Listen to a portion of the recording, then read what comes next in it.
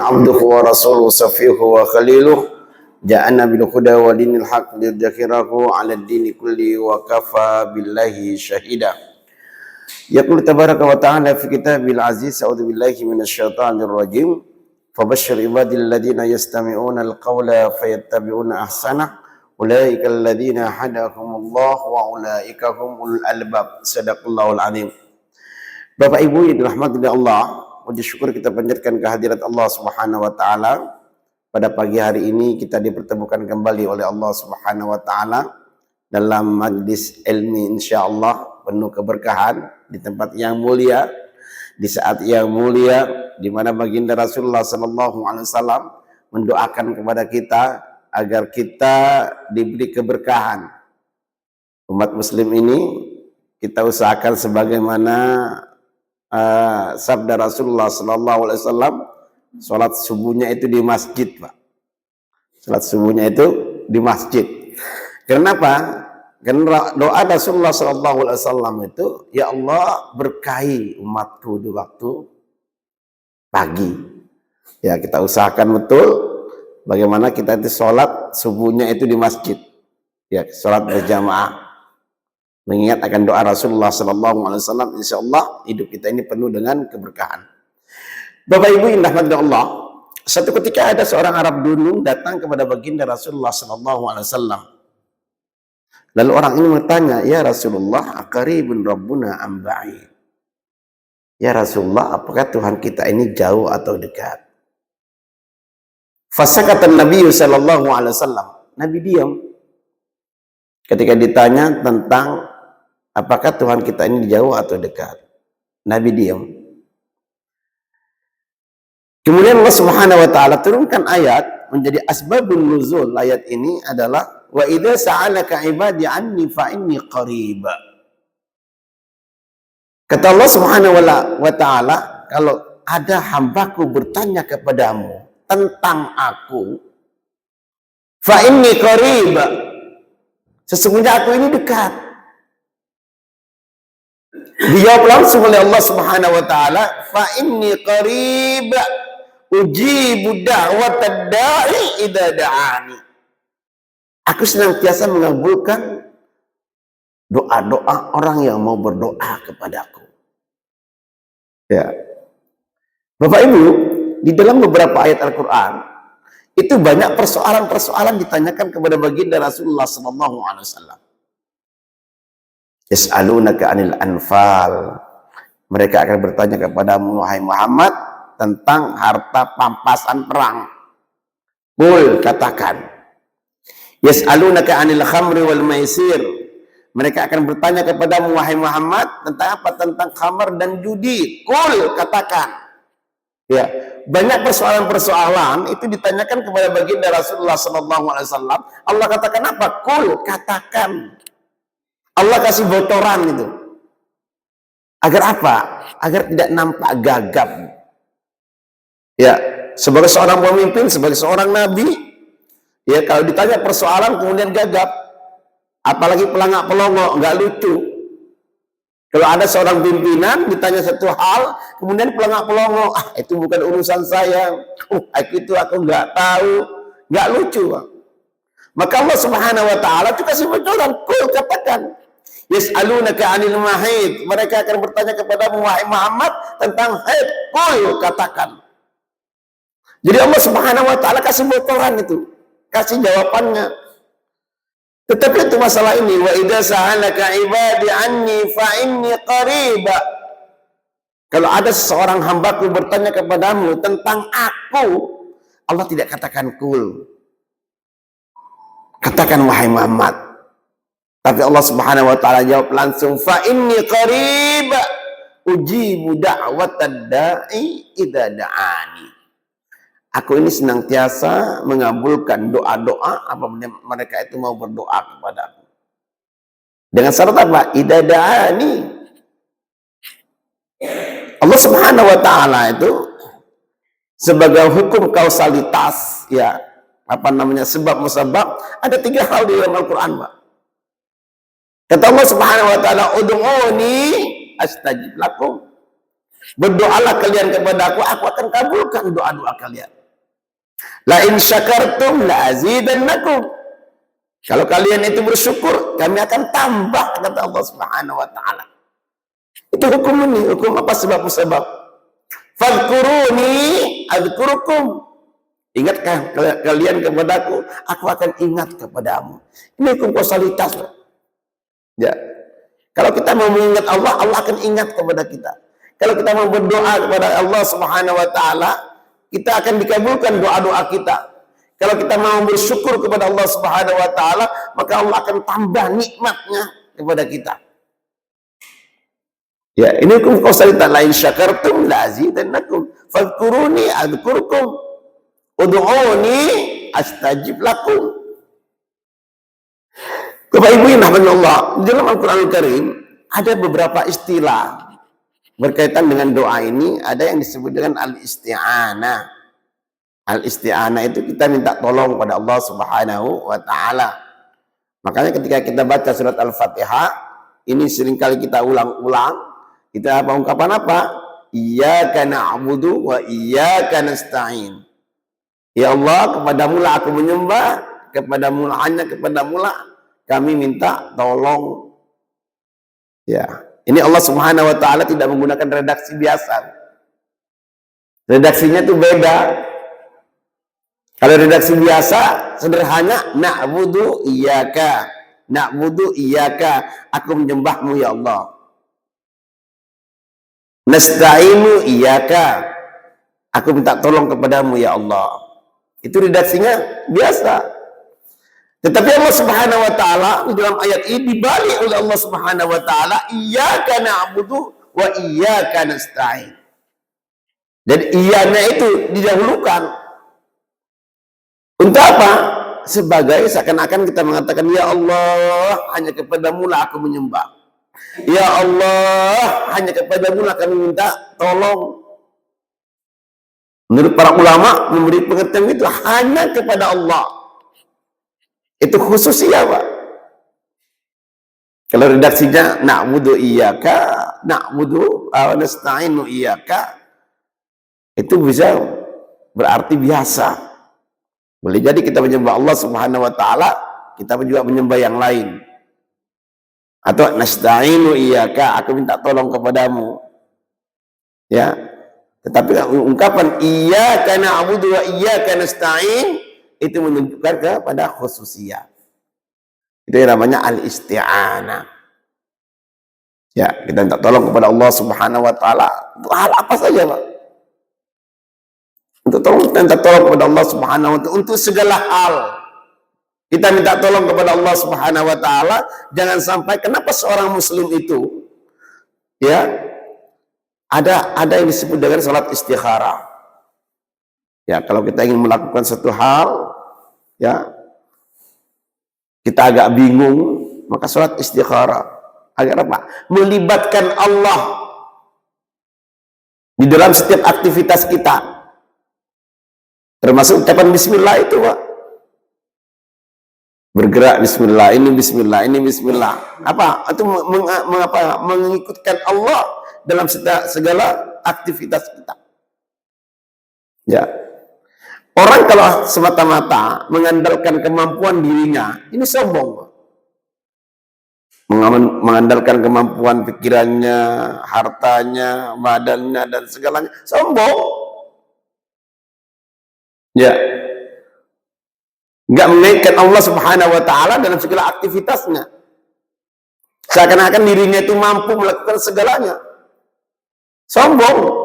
Innal ladzina yastakbiruna an ibadati, orang-orang yang menyombongkan diri, kata Allah Subhanahu wa taala, tidak melibatkan aku, tidak berdoa kepadaku. Ya, nyombong, Pak. Kita punya kerjaan, seakan-akan kita sudah detail, kita sudah atur A sampai Z itu. Ya. Melupakan Allah Subhanahu wa taala, sombong. Ada kesombongan di situ. Maka dalam Islam itu diajarkan, fa idza azamta fatawakkal 'ala Allah. Ya, kalau kita sudah detail begitu, berusaha semaksimal mungkin, sesuai dengan kemampuan kita. Fatawakkal 'ala Allah. Ya. Ini kita limpahkan kepada Allah Subhanahu wa taala, mengaitkan Allah Subhanahu wa taala. Maka zikir kita itu la haula wala quwata illa billah, itu menunjukkan keyakinan kita itu enggak mampu melakukan apa saja, Pak. La haula wala quwata illa billah.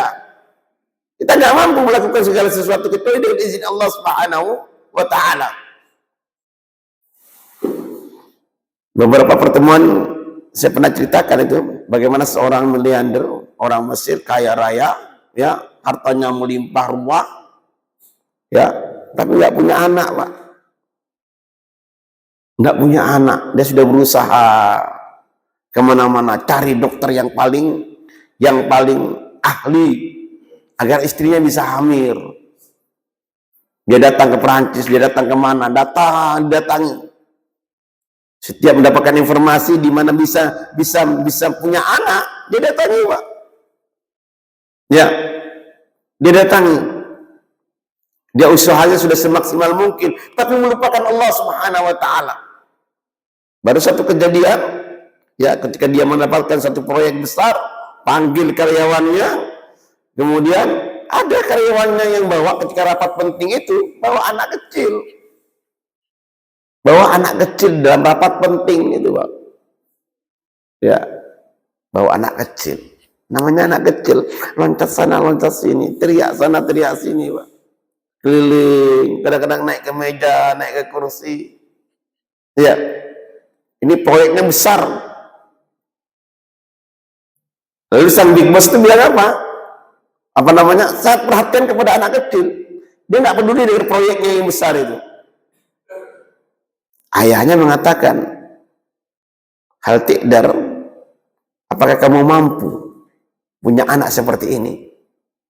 Dan itu terngiang-ngiang, Pak. Ucapan apakah kamu mampu, itu juga terngiang-ngiang tuh. Sehingga dia keluar dari meetingnya itu, keluar, dia berjalan sampai capek, lelah. Lalu dia berdoa pada Allah Subhanahu wa taala, ya Allah, aku nggak mampu, ya Allah. Nah, ketika kita menunjukkan ketidakmampuan kita di hadapan Allah Subhanahu wa taala, itu memiliki nilai yang luar biasa, Pak. Kita memang nggak mampu, tapi Allah Maha mampu. Makanya di dalam Al-Qur'anul Karim itu nggak ada kata mustahil, Pak. Bapak Ibu yang dirahmati Allah, di dalam Al-Qur'anul Karim itu kalau kita buka dari surat Al-Fatihah sampai surat An-Nas itu nggak ada kalimat mustahil gitu. Maka seorang muslim itu hidupnya selalu optimis, Pak, optimis. Masih ada Allah, ada Allah. Ya. Jadi ketidakmampuan dirinya itu diungkapkan kepada Allah Subhanahu wa taala, kita memang lemah. Wa khuliqal insanu dha'ifa. Diciptakan manusia ini adalah lemah, Pak. Makanya dianjurkan kita ini berdoa terus kepada Allah Subhanahu wa taala, minta tolong terus kepada Allah Subhanahu wa taala dalam setiap keadaan. Suruh minta tolong terus, Pak, kepada Allah Subhanahu wa taala. Kenapa? Karena menyadari diri kita ini lemah, la haula wala quwata illa billah. Tidak ada daya dan kekuatan kecuali datangnya dari Allah Subhanahu wa taala. Untuk mengunyah makanan saja kita nggak bisa, Pak, kalau bukan pertolongan Allah Subhanahu wa taala. Untuk menggerakkan kaki kita, jari-jari kita ini nggak bisa kita, Pak, kecuali pertolongan dari Allah Subhanahu wa taala. Nggak ada apa-apanya kita ini. Apalagi kalau kita melihat alam jagat ini, ya, bandingkan ini kita berada di tempat di Rondo Agung, bandingkan lagi ke Gresik, bandingkan lagi ini Jawa Timur, bandingkan lagi Indonesia, bandingkan lagi begitu. Kemudian kita bandingkan dengan alam semesta ini, nggak ada apa-apanya kita, Pak. La haula wala quwata illa billah.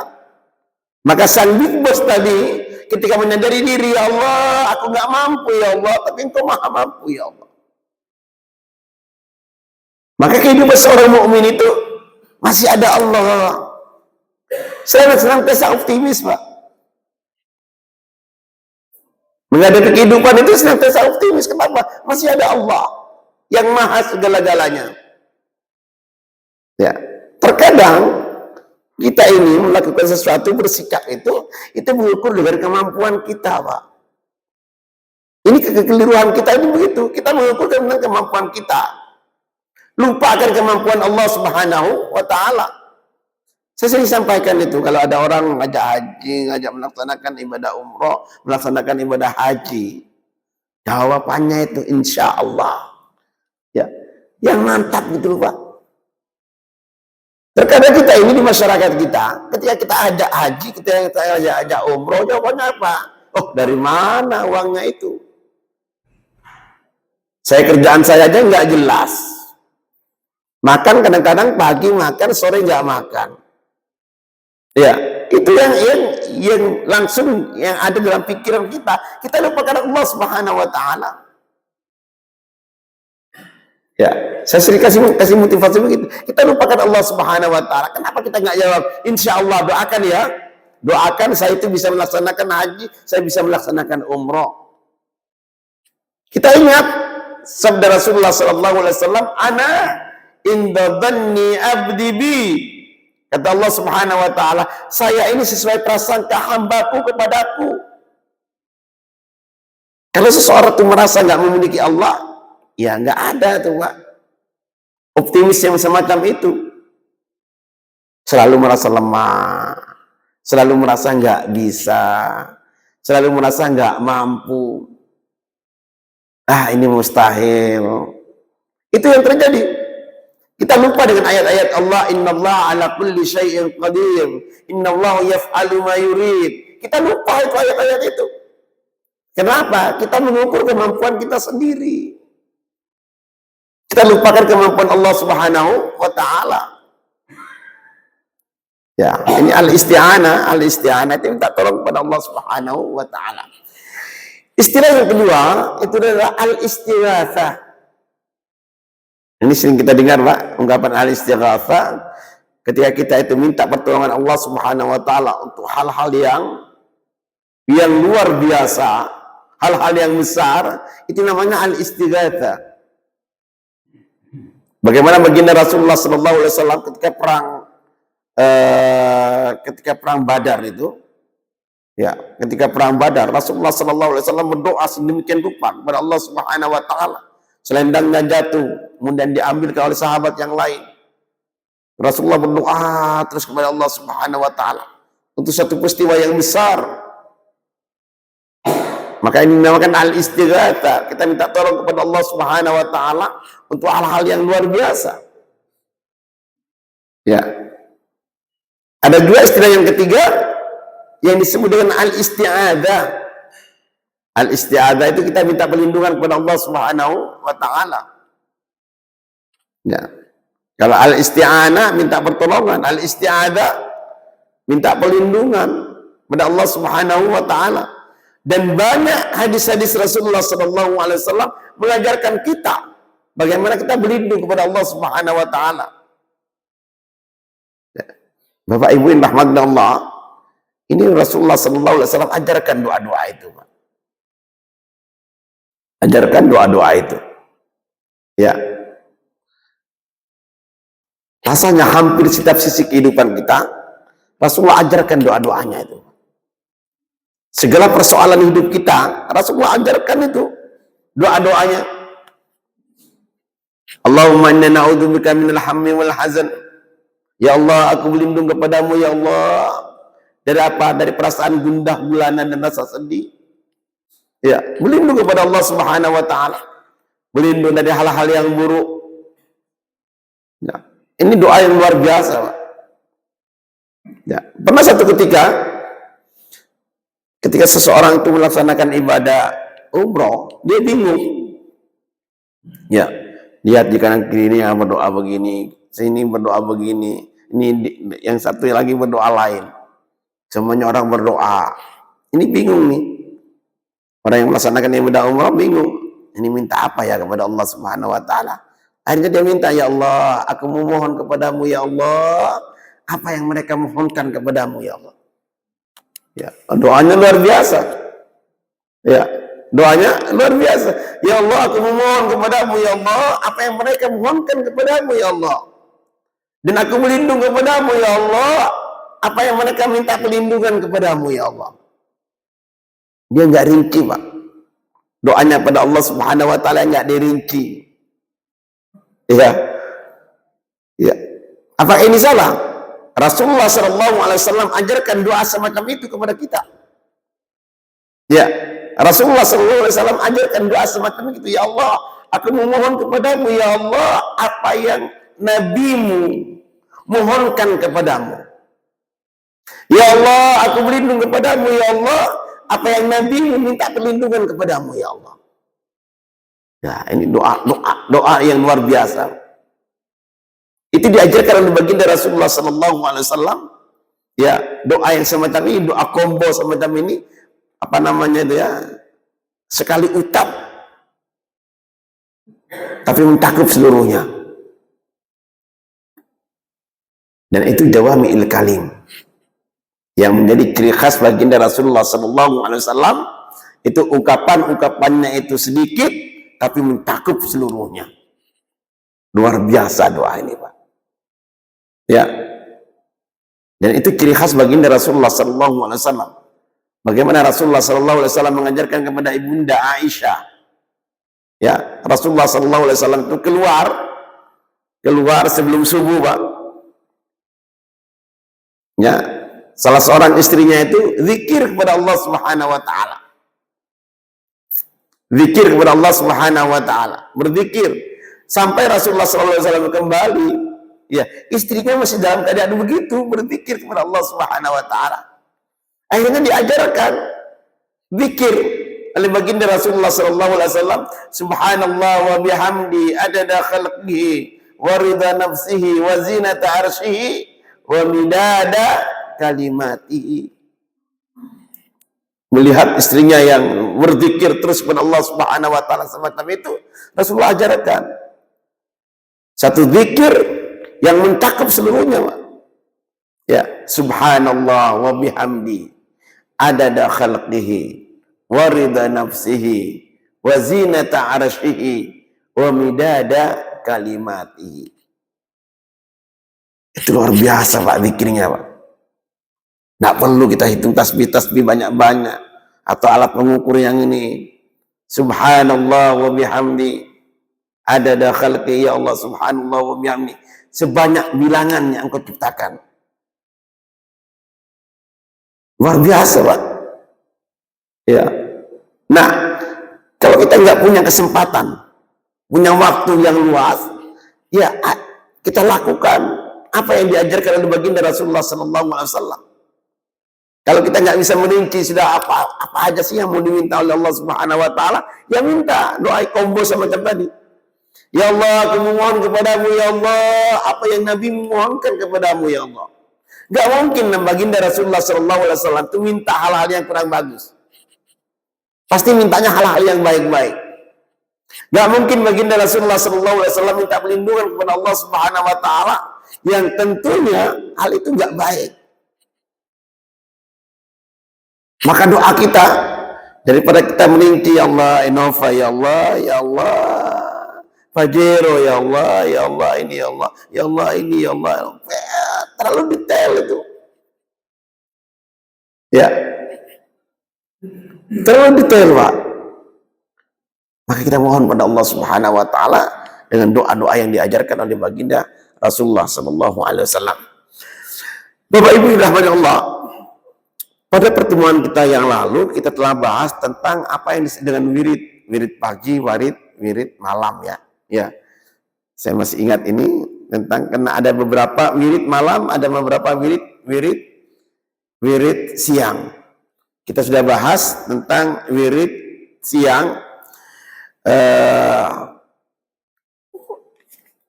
sampai kepada al-wird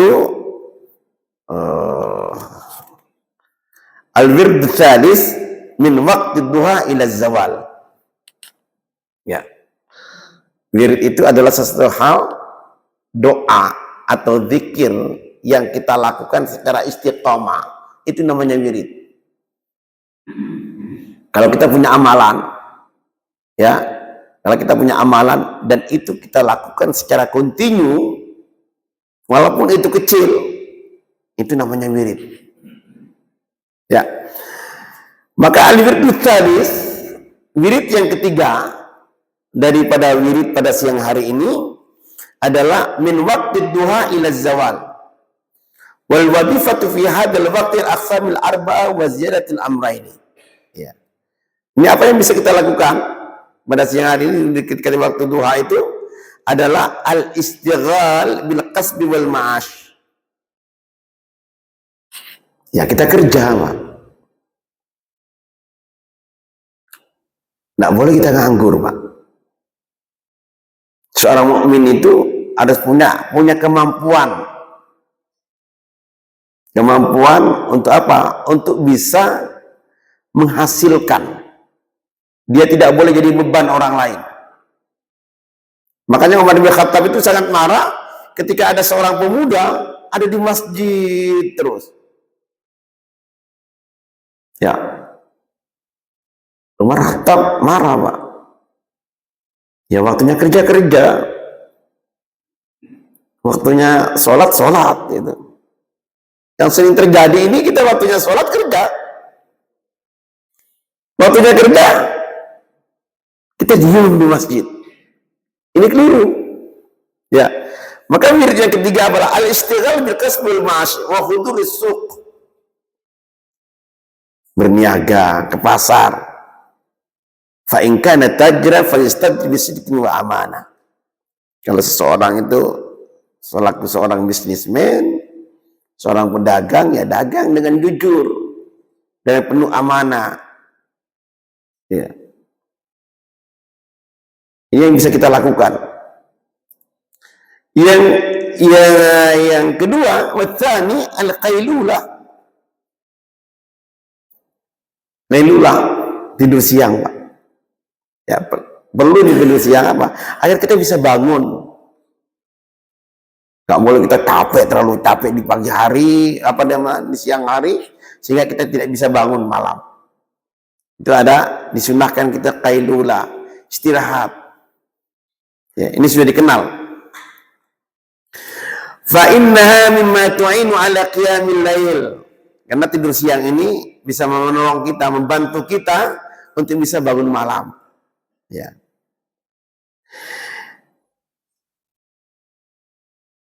Bapak Ibu yang dirahmati Allah. Kemudian al-wirdur rabi' ma baina az-zawal ila faraq min salat adh-dhuhri. Ya.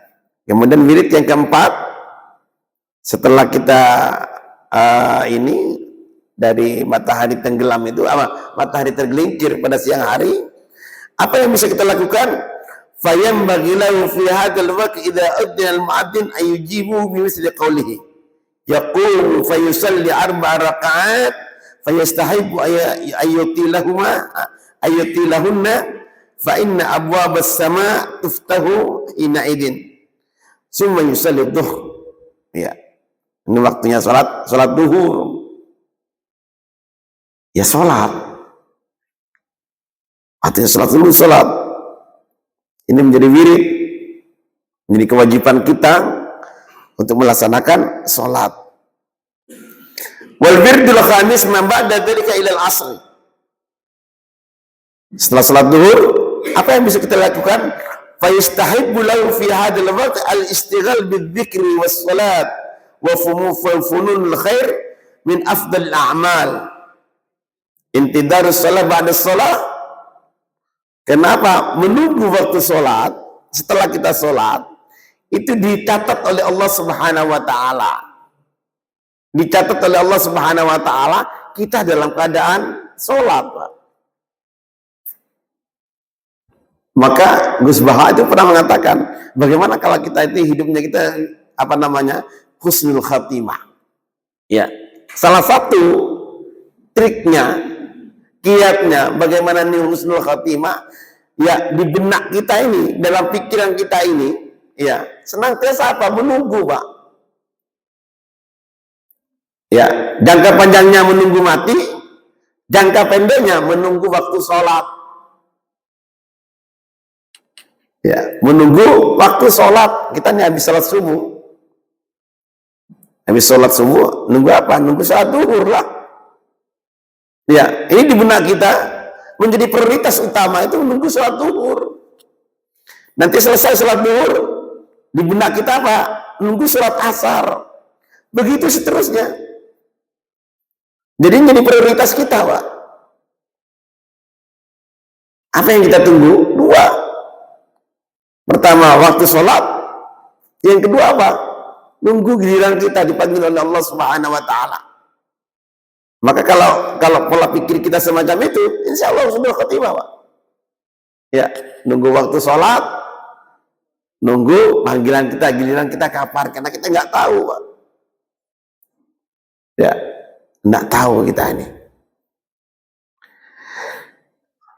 Bapak Ibu yang rahmati Allah, wal birdu sadin idza dakhala waqtul asri ila an tusaffir as-samsi wa laysa fi hadzal waqti salat siwa 4 rakaat bain al-adzaini. Jadi ketika waktu asar, setelah salat asar itu enggak ada salat sunnah yang lain, Pak. Enggak ada salat sunnah yang bisa kita lakukan. Maka baginda Rasulullah sallallahu alaihi wasallam mengatakan la salata ba'da salatil asri. Enggak ada salat setelah salat asar itu. Maksudnya salat sunnah, Pak.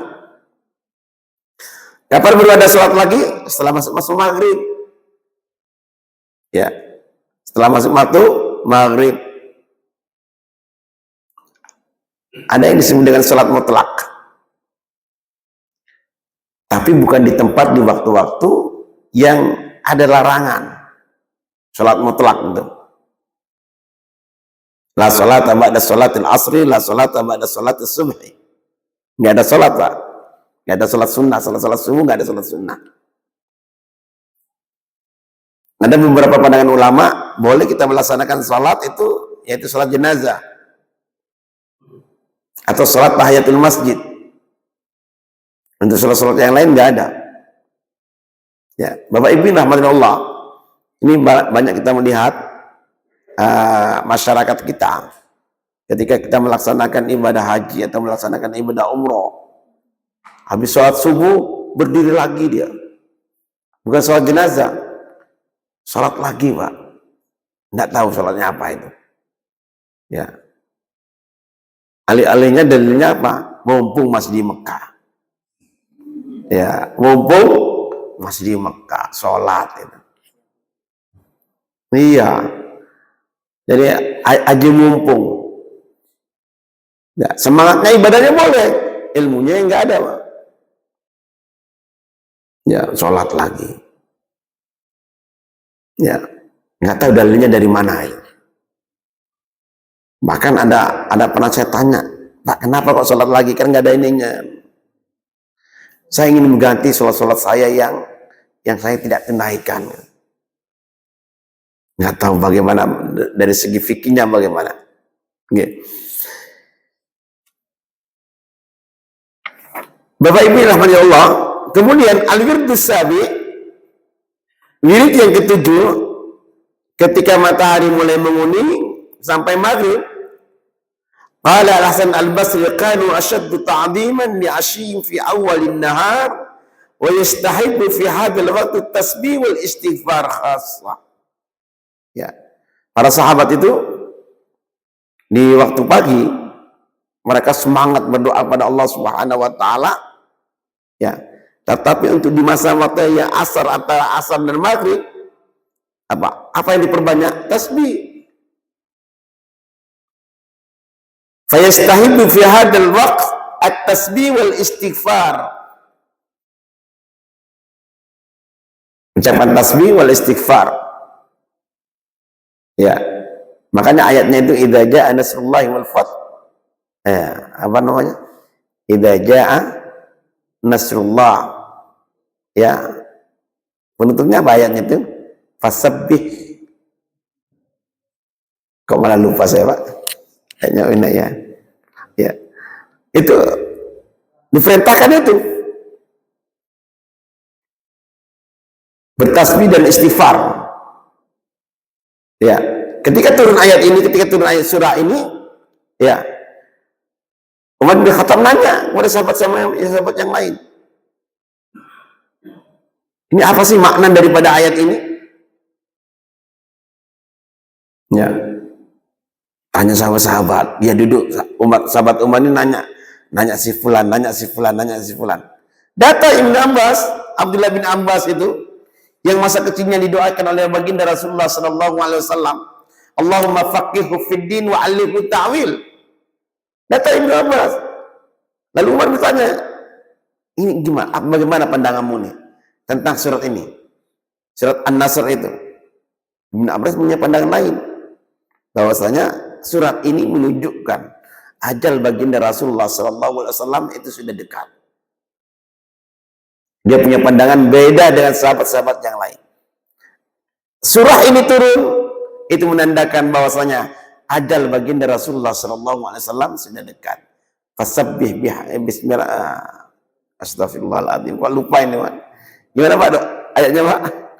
Idza jaa nasrullahi wal fath wa ra'aitan nas yadkhulun. Kemudian wastaghfir innahu kana tawwaba. Iya. Ini beberapa sahabat yang lain nanya, ini perintah Allah Subhanahu wa taala untuk memperbanyak tasbih, untuk memperbanyak istighfar. Tapi Ibnu Abbas punya pandangan beda. Ini surah ini menandakan bahwasanya ajal baginda Rasulullah sallallahu alaihi wasallam itu sudah dekat.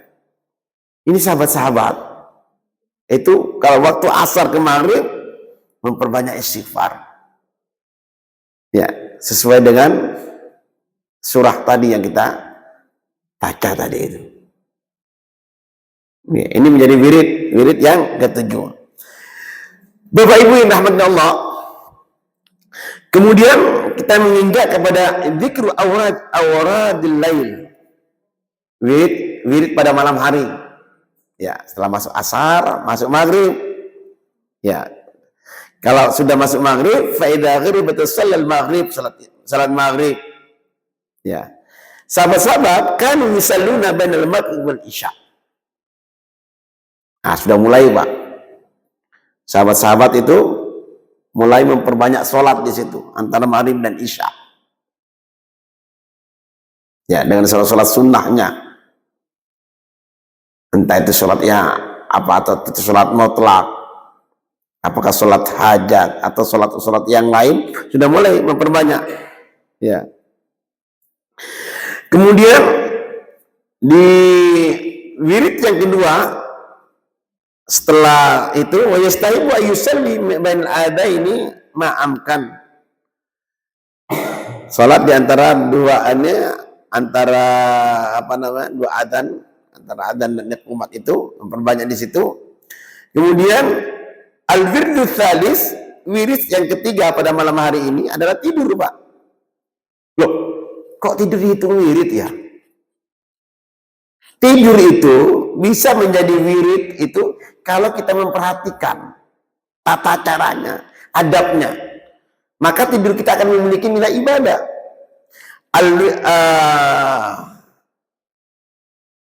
Keliru Pak. Al-wirdus tsalis itu al-witru qabla naum. Salat witir, Pak. Ya, wirid yang ketiga adalah al-witru qabla naum. Ya, Rasulullah sallallahu alaihi wasallam itu kadang-kadang salat witirnya itu di awal malam. Terkadang baginda Rasulullah sallallahu alaihi wasallam itu salat witirnya itu di pertengahan malam. Juga Rasulullah sallallahu alaihi wasallam salat witirnya itu di akhir malam. Ya, kalau kita merasa kok sulit ya, nanti saya bangun malam ya, salat witir dulu, Pak. Setelah salat isya, salat witir. Tetapi kalau orang itu punya keyakinan dia akan bangun malam, salat witirnya itu di akhir malam lebih bagus. Ya. Min awwalil lail wa awsatu wa akhiru fanta witru ila sah. Muttafaqun alaih. Biasanya Rasulullah sallallahu alaihi wasallam setelah salat witir itu apa yang diucapkan? Subhanal malikul quddus, subhanal malikul quddus, Subhana Malikul Qudus 3 kali. Ya, kalau kita merasa khawatir, nggak bisa bangun malam. Jadi witirnya itu didahulukan sebelum kita tidur. Kemudian al-wirdur rabi an-naum. Wirid yang keempat pada malam hari ini adalah tidur, Pak. Ya, waktunya tidur. Bagaimana tidur ini menjadi wirid itu kalau kita perhatikan adab-adabnya, Pak. Maka Mu'ad bin Jabal mengatakan, waqala Mu'ad inni la ahtasibu fi naumati kama ahtasibu fi qaumati. Kata Mu'ad bin Jabal, saya ini tidurku ini harus memiliki nilai pahala. Sebagaimana bangunku juga memiliki nilai pahala. Bangunnya memiliki nilai pahala, tidurnya memiliki nilai pahala. Ini Mu'ad bin Jabal punya tekad semacam itu. Ya. Kenapa kita hitung, kita masukkan tidur itu menjadi wirid? Itu kalau kita perhatikan adab-adabnya. Di antaranya apa? Ayyana ma'ala taharah. Tidur dalam keadaan bersih, suci. Berdasarkan hadis Rasulullah SAW dari Ibunda Aisyah, anna Rasulullah SAW kana idza arada ayyanam yatawadda wa wudu'ahu lis-shalah. Bahasanya baginda Rasulullah SAW, Ibunda Aisyah menceritakan kepada kita, kalau mau tidur dia ambil wudu. Sebagaimana ambil wudunya itu ketika mau sholat. Itu yang dilakukan oleh Rasulullah SAW. Abdullah bin Umar, ya, Abdullah bin Umar bin Amr bin As itu menceritakan kepada kita, itu kalau orang dalam keadaan bersih, orang dalam keadaan tidur, ruhnya itu naik. Ruhnya itu naik ke arsy. Orang-orang yang dalam keadaan bersih, dia ikut sholat bersama para malaikat. Tetapi kalau dalam keadaan tidak bersih, dia menjauh. Kana laisa bitahir sajada ba'idan al-arsy. Jadi kalau yang ini ikut bersama para malaikat sujud kepada Allah Subhanahu wa taala. Tetapi kalau dalam keadaan tidak bersih, dia itu menjauh daripada arsy. Di antara adab mau tidur itu tadi ambil wudu, ayyatuba qabla naumihi, minta ampun kepada Allah Subhanahu wa taala. Ya, secara fisik kita sudah membersihkan diri, ya. Secara batin juga perlu kita minta ampun kepada Allah Subhanahu wa taala. Ayyatuba qabla naumihi li'annahu yanbaghi liman tahara dhahirahu ayyutahhira batinu li'annahu rubbama mata fi naumihi. Kalau fisiknya sudah bersih, sudah ngambil wudu, ya batinnya juga harus bersih. Minta ampun kepada Allah Subhanahu wa taala. Karena apa? Boleh jadi dia itu tidur gak bangun-bangun lagi, Pak. Rubbama mata fi naumihi. Maka doa yang diajarkan oleh baginda Rasulullah SAW ketika kita bangun tidur apa, Pak? Alhamdulillahilladzi ahyana ba'dama amatana wa ilaihi nusyur. Karena tidur itu mati kecil, Pak. Tidur itu mati kecil. Ketika kita tidur, kita nggak tahu apa-apa. Ya, berapa banyak orang yang tidur nggak bangun-bangun lagi. Maka diajarkan ini agar tidur kita memiliki nilai ibadah. Tidur dalam keadaan bersih, berwudu dulu, minta ampun kepada Allah Subhanahu wa taala. Ya. Yang berikutnya, wa minha ayyuzila kulla ghishin fi qalbihi lil muslim. Ya, sudah minta ampun kepada Allah Subhanahu wa taala, yang di hatinya jangan ada rasa dendam. Jangan ada rasa dendam. Hilangkan dendam. Jangan sampai kita tidur itu ingat-ingat kesalahan teman kita. Oh si fulan ya, tadi kata-katanya kok gitu ya. si fulan tadi ya, kenapa kok sikapnya begitu ya? Ya, diingat terus kesalahan-kesalahan orang yang tadi.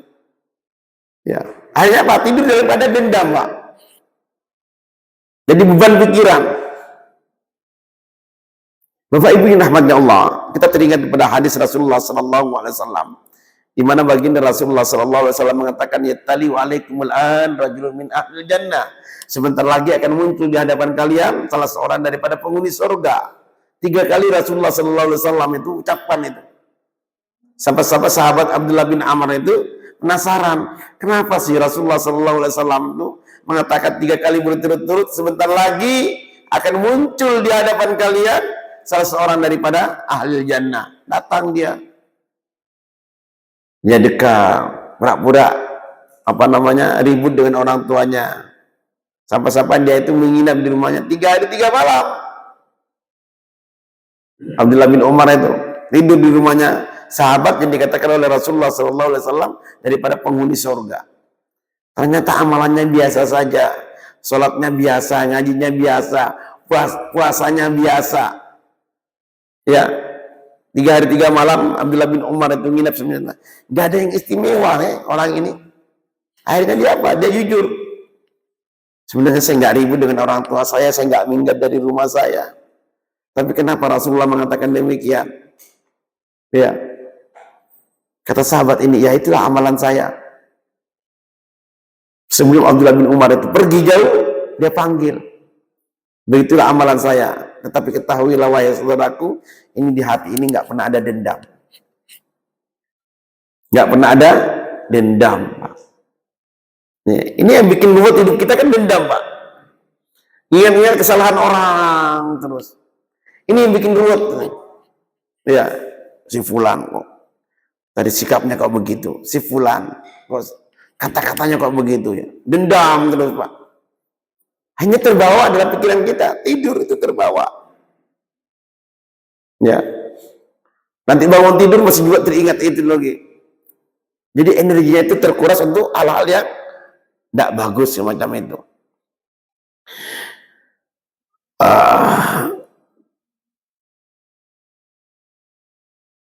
Kemudian wa minha yang bagi aidan alla yubaligha fi tamhidil firas mutana'iman bidzalik. Ya, di antara bagaimana tidur kita ini akan memiliki nilai ibadah, ya. Jangan terlalu dipikirkan itu, Pak. Tempat tidur kita bermewah-mewah, berenak-enak gitu. Kenapa? Fa innahu yazidu fin naum. Fa inna an-nabiyya sallallahu alaihi wasallam tunya lahu firashu faqal mana'atni wat'atu salatil lailah. Benar Rasulullah sallallahu alaihi wasallam itu dibikinkan tempat tidur yang enak, yang empuk. Kata Rasulullah sallallahu alaihi wasallam, ini tempat tidur bikin saya ini enggak bisa salat malam. Keenaan, Pak. Keenaan. Jadi tidurnya terlalu nyenyak. Enggak bisa salat malam. Ya. Yang berikutnya juga wa min adabihi ayyastaqbilal qiblah wa yad'u bima warada min ahadits fi dzalika wa ayyanama ala janbihi al-ayman wa mimma jaa fi dzalika ma ruwiya Abi Hurairah radhiyallahu annahu qala idza awa ahadukum ila firashihi falyanfid bidakhili izarihi fa innahu la yadri ma hadasa ba'dahu. Jadi Rasulullah SAW itu ajarkan itu sampai tidur pun juga begitu juga, menghadap kiblat, Pak. Iya, berbaring dengan lambung sebelah kanan itu. Ada kiblat. Jadi bagaimana kita desain tempat tidur kita itu menghadap kiblat dengan lambung kita itu sebelah kanan gitu. Ya. Jadi tidur aja diatur, Pak.